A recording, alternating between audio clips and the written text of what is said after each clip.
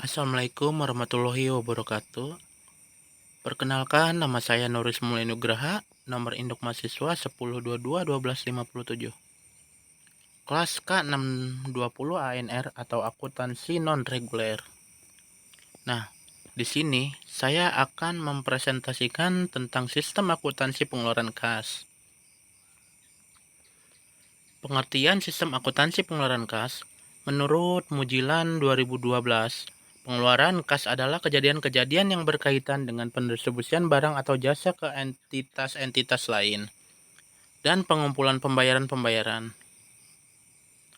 Sistem akuntansi pengeluaran kas dibagi menjadi dua, yaitu yang pertama ada sistem akuntansi pengeluaran kas dengan cek, yaitu surat atau dokumen yang digunakan oleh nasabah sebagai perintah kepada bank selaku yang menyimpan dana untuk mencairkan dana sebesar yang tertera pada cek tersebut.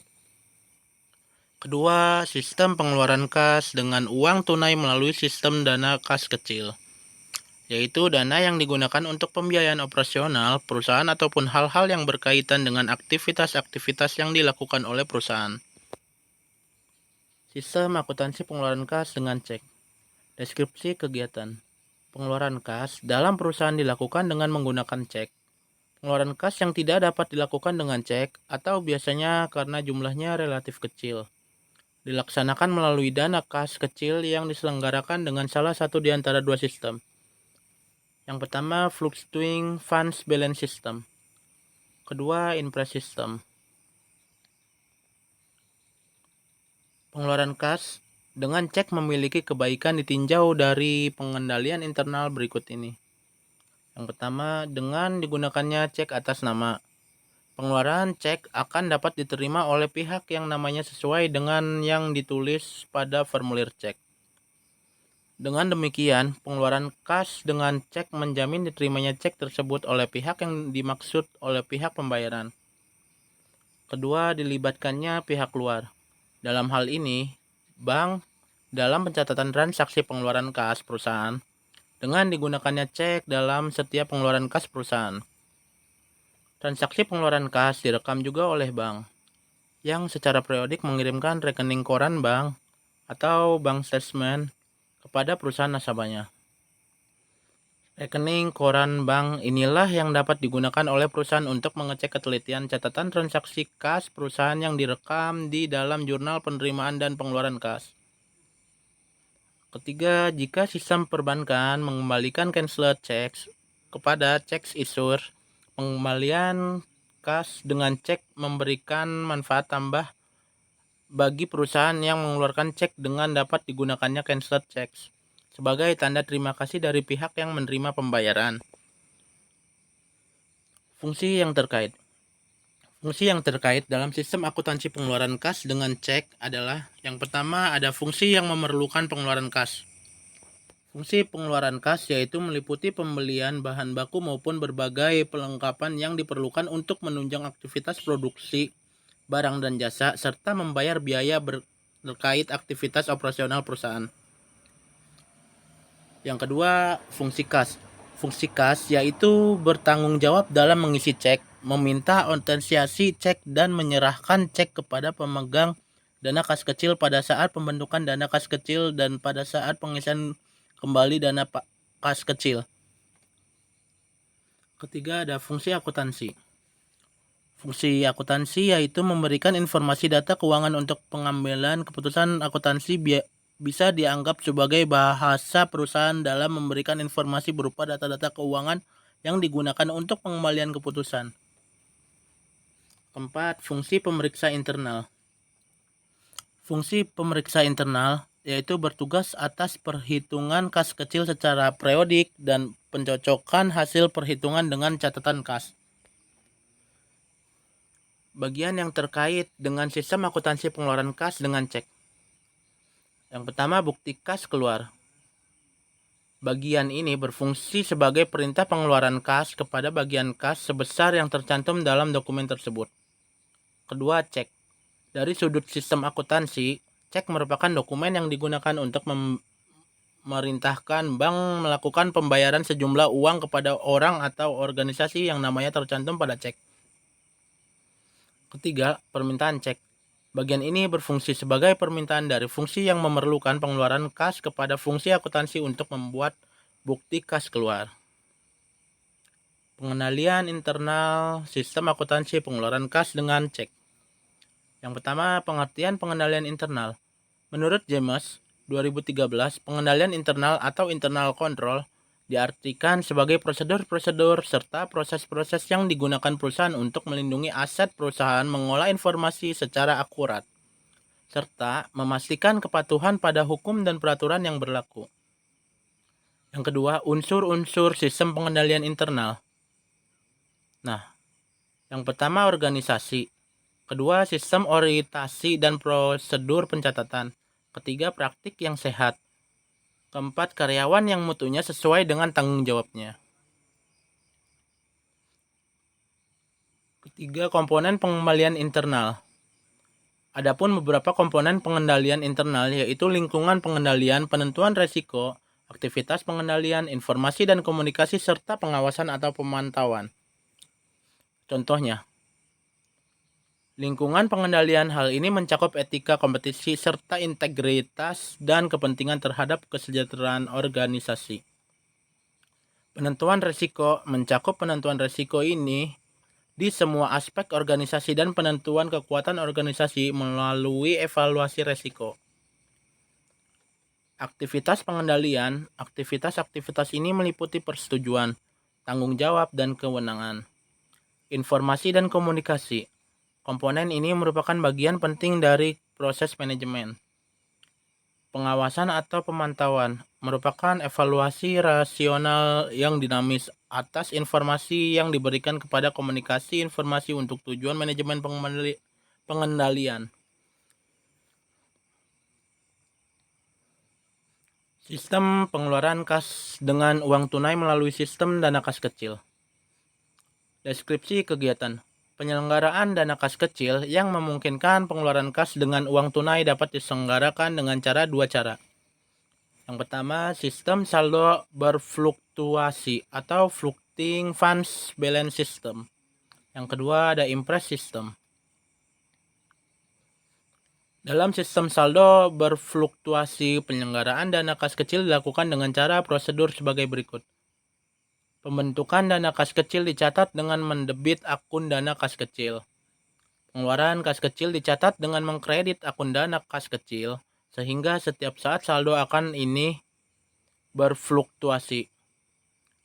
Pengisian kembali dana kas kecil dilakukan dengan jumlah sesuai dengan keperluan dan dicatat dengan mendebit akun dana kas kecil. Dalam sistem ini, saldo akun dana kas kecil berfluktuasi dari waktu ke waktu.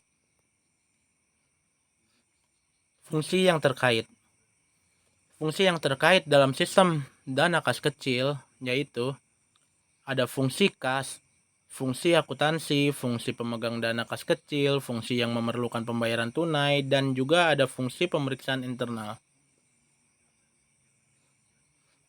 Bagian yang terkait sistem pengeluaran kas dengan uang tunai melalui sistem dana kas kecil. Bagian yang digunakan dalam sistem dana kas kecil yaitu bukti kas keluar, cek, permintaan pengeluaran kas kecil, bukti pengeluaran kas kecil, dan permintaan pengisian kembalian kas kecil. Sistem dana kas kecil dibagi menjadi 3. Yang pertama ada prosedur pembentukan dana kas kecil. Kedua, prosedur permintaan dan pertanggungjawaban pengeluaran dana kas kecil. Ketiga, prosedur pengisian kembalian dana kas kecil. Pengendalian internal. Sistem pengeluaran kas dengan uang tunai melalui sistem dana kas kecil. Pengendalian internal kas kecil adalah rencana, metode, prosedur, dan kebijakan yang didesain oleh manajemen untuk memberikan jaminan yang memadai atas tercapainya efisiensi dan aktivitas operasional, kepatuhan atau ketaatan terhadap kebijakan dan peraturan pengelolaan kas kecil yang terjadi di dalam perusahaannya. Di sini ada contohnya. PT Surya Alam Tunggal ini di dalam kegiatan aktivitas usahanya telah menerapkan pengendalian internal terhadap kas kecilnya selama ini, tetapi dalam penerapannya masih terdapat beberapa permasalahan atau kesalahan-kesalahan yang dilakukan tidak sesuai dengan prosedur pengendalian internal kas kecil seperti kesalahan pencatatan yang dilakukan baik dalam penerimaan kas maupun pengeluaran kas. Metode analisis yang digunakan penulis dalam penelitian ini adalah metode fluktuasi. Fluctuation method adalah metode ini tidak mengharuskan nilai tertentu sebagai batasan. Pada sistem dana, berubah ini menyatakan bahwa jumlah nominal kas kecil tidak ditetapkan, namun jumlahnya disesuaikan dengan kebutuhan. Dari hasil penelitian, maka perusahaan akan dapat mengetahui setiap transaksi, pemasukan, dan pengeluaran kas kecil di dalam perusahaan. Dan dapat juga diketahui besarnya saldo kas kecil di akhir tiap bulan. Contohnya di akhir bulan Oktober 2015, saldo kas kecil terdapat 1.839.000. Sedangkan di akhir bulan November 2015, dapat diketahui sisa saldo dana kas kecil yaitu sebesar 1.334.000. Dan di akhir bulan Desember dapat diketahui pula saldo akhir kas kecil di perusahaan masih tersisa dana sebesar 1.249.000. Hasil penelitian ini menunjukkan bahwa dengan adanya metode fluktuasi dapat sebagai pedoman di dalam pengelolaan dana kas kecil oleh manajemen di dalam perusahaan. Narasi flowchart sistem akuntansi pengeluaran kas.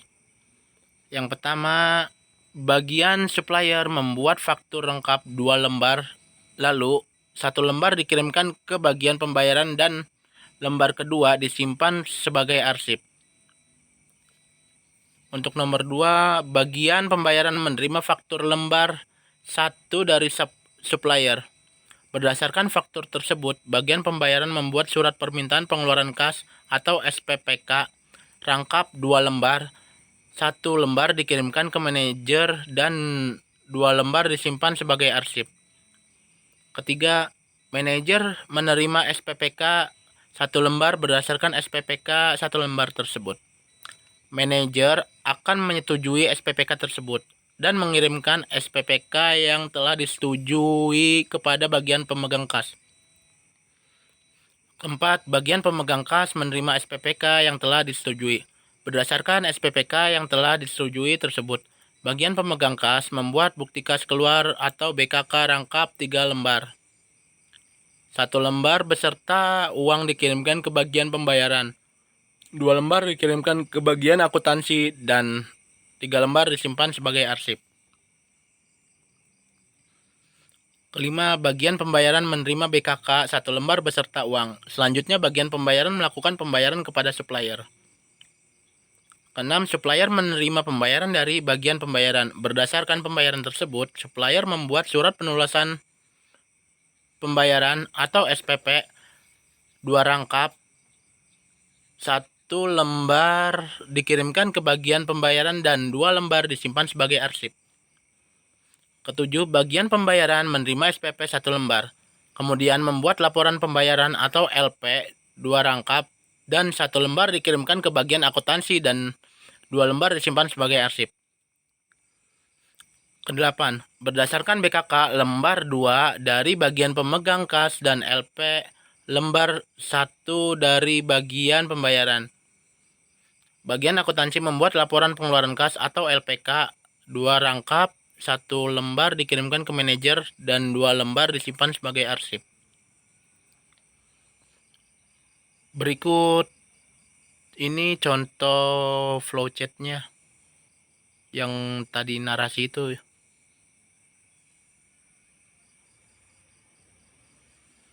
Nah, sekian dari saya. Bila ada kesalahan mohon dimaafkan. Assalamualaikum warahmatullahi wabarakatuh.